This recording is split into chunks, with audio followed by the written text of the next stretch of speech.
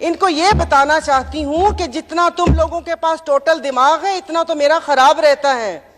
بسم اللہ الرحمن الرحیم۔ السلام علیکم ناظرین کرام، آئیے آج ہم سنتے ہیں محترمہ سائرہ بانو کی باتیں۔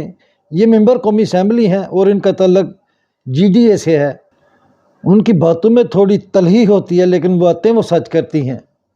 آئیے پہلے ان کی باتیں سنتے ہیں اور پھر اس پہ کرتے ہیں بات۔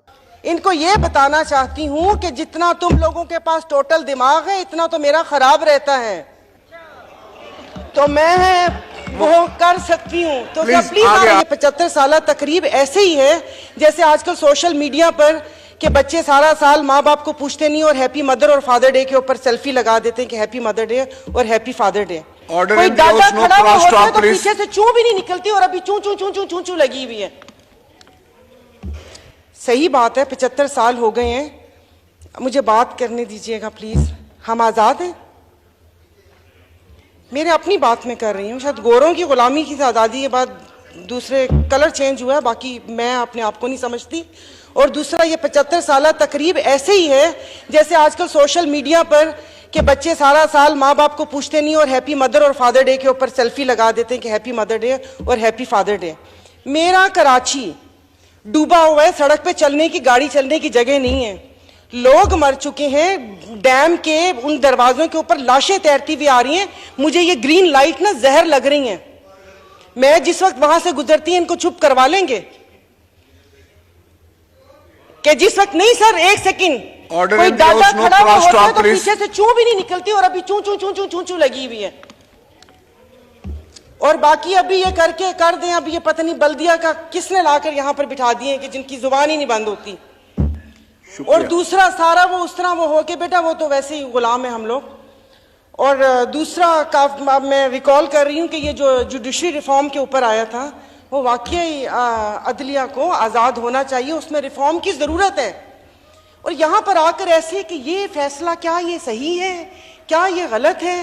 صحیح غلط ہمیں بھی پتہ ہے، صحیح غلط ہمیں بھی پتہ ہے۔ واقعی اداروں کو آزاد ہونا چاہیے کہ صحیح ہے، پیسہ باہر سے منگوانا نہیں چاہیے، یہاں سے بھیجنا چاہیے، یہاں سے آف شورز کمپنیوں میں بھیجنا چاہیے، اپنے ڈالرز وہاں پر بھیجنے چاہیے۔ اور دوسرا، ریفارمز عدلیہ میں بالکل ہونا چاہیے، چائنا ماڈل ہونا چاہیے کہ 90 منسٹرز کو ڈیتھ سینٹینس ہو گیا اور اس گولی کی قیمت بھی گھر والوں سے لی۔ اور یہ بھی پوچھنا چاہیے کہ آپ کیسے کسی کو ہم اپنی ضمانت پر باہر جانے کی اجازت دے سکتے ہیں اور اس کے بعد انہی کو بڑے یہاں پر عہدوں پہ بٹھا سکتے ہیں، اور ضمانتی لوگ یہاں پر بیٹھ کے اداروں پہ کیسے انگلی اٹھا سکتے ہیں، کیسے ادارے کو ایک فکس بینچ کہہ سکتے ہیں۔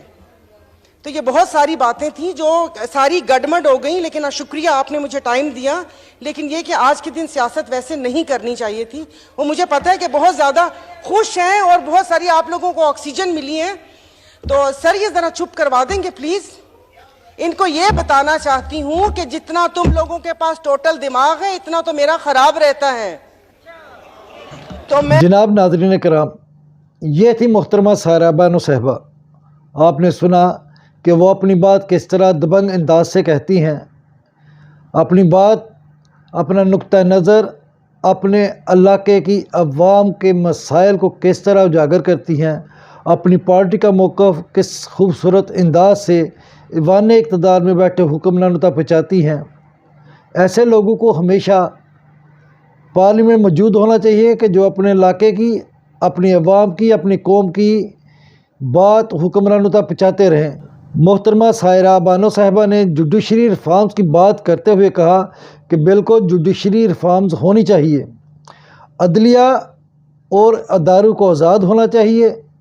اس کے علاوہ انہوں نے طنز کرتے ہوئے کہا کہ پیسے باہر سے منگوانے نہیں چاہیے بلکہ یہاں سے پیسے بیرون ملک ٹرانسفر کرنے چاہیے، آف شور کمپنی میں پیسے بھیجنے چاہیے، پاکستان سے ڈالر دوسرے ملکوں میں ٹرانسفر کرنے چاہیے۔ وہ کسی پارٹی کو طنز کر رہی تھی، ان لوگوں کو جنہوں نے آف شور کمپنیاں بنائی اور پاکستان سے باہر اپنا پیسہ رکھا، یہ ان کو طنز کر رہی تھی۔